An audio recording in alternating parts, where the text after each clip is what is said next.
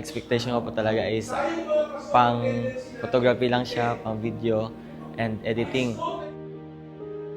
Nung unang narinig ko yung announcement about dito sa event na Creative Disruption, so ang pumasok sa isipan ko is parang about siya sa social media, and then feeling ko matutulungan ako nito like ma-improve yung skills ko sa pag-edit or pag-engage sa mga tao sa social media. But nung dumating ako dito, nung umattend ako ng parang it's like a seminar kasi it's like parang ganun event, and parang nagulat ako na hindi doon nakafocus yung, well, mahalaga yun, pero hindi doon nakafocus yung event na ito, kundi paano mo matatransform yung talent mo na meron ka na matransform mo ito into ministry para maabot mo yung mga tao doon sa loob ng digital world na nangangailangan sila katulad din ng mga tao dito sa labas. Parang sabi nga sa isang speaker kanina na yung gospel dapat nandoon siya kung nasaan yung mga tao.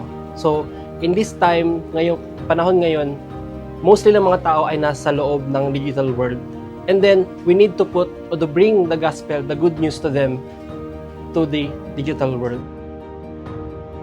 First of all po, I would like to praise God sa initiative na ginawa ng conference po for this kind of gatherings. Napakaganda po, and I was blessed. Na-bless po talaga ako sa mga messages, and isa po sa mga natutunan ko talaga is kung ano man yung nasa kamay natin, gagamitin natin talaga sa Panginoon. Kasi siya na yung mag-multiply sa kung ano man yung binigay niya sa atin. Kasi nga, He has given us so many innovations para ma-reach yung mga soul-thirsting na mga tao. And we have been given this digital na mga gamit to reach them. So, during ng Media Summit ay natutunan ko na hindi lang siya puro photography and videography. Pag-layout is about din siya sa pag-spread ng gospel ng ating Panginoon. Una po sa lahat, ako po ay personal na nagpapasalamat at nagpupuri sa Panginoon na sa loob ng 3 days na summit po na ito ay marami po kaming natutunan. Dito po sa Palawan ay may malaking hamon ng digital discipleship. Kaya kami po ay personal na nagpapasalamat sa Southern Luzon Philippine Union Mission sa kanilang privilege na madalaw kami dito at at the same time ibahagi yung mga bagay na dapat namin matutunan patungkol sa digital discipleship. Ibang-iba ang ating pong ginaganap na Creative Disruptions Media Summit. Sapagkat sa kaganapang ito, ipinakikita natin na ang gawain natin sa Bukiran ay hindi na lamang doon sa physical presence, kundi kinakailangan nating maging present din doon sa digital space. Tinatayang mahigit 50% ang naroroon sa digital space, naghihintay ng kaalaman kay Kristo Jesus. Naghihintay na sila'y tawagin para sa kaharian ng Panginoon. Ikaw at ako ay tinatawag ng Panginoon na makibahagi sa gawaing ito. Ang teknolohiya ay kaloob ng Diyos upang lalong mapabilis ang pagtatapos ng kanyang gawain. Dito sa Media Summit na ito, kinikilala natin na merong 3 bahagi tayo sa online platform.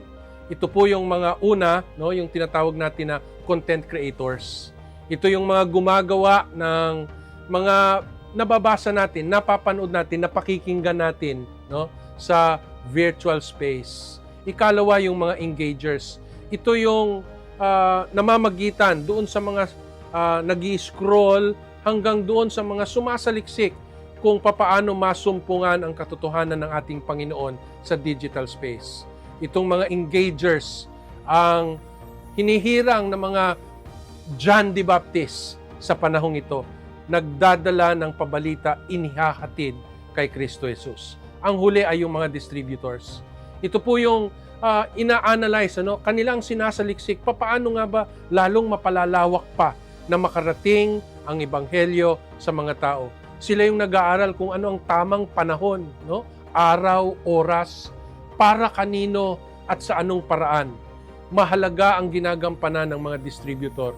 Dahil kung hindi sa kanila, magiging maikli lamang ang tataglayin na kapangyarihan ng ating mga content.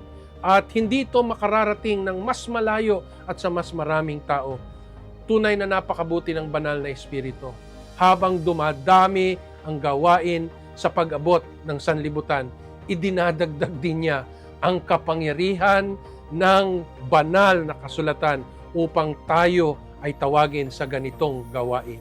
Habang malapit ang relasyon natin sa Panginoon, nagiging malapit din tayo sa sanlibutan upang anyayahan sila na tanggapin si Kristo sa buhay na walang hanggan. Ikaw, anong bahagi mo sa gawaing ito?